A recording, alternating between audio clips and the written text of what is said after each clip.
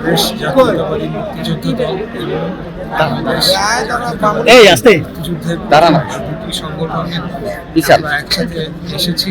আমার সাথে মুক্তিযুদ্ধ দলের সভাপতি মুক্তিযোদ্ধা ইশতেখার সুলফাত আছেন, ডান পাশে আছেন মুক্তিযুদ্ধের প্রজন্মের সদস্য সচিব কামরুজ্জামান আলী।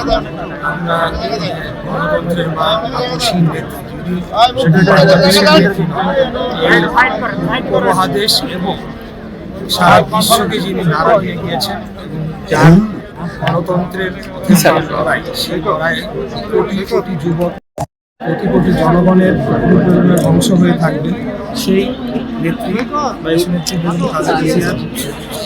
একটু সরি সমাধিস্থলে আমরা শ্রদ্ধা নিবেদন জানাতে এসেছি।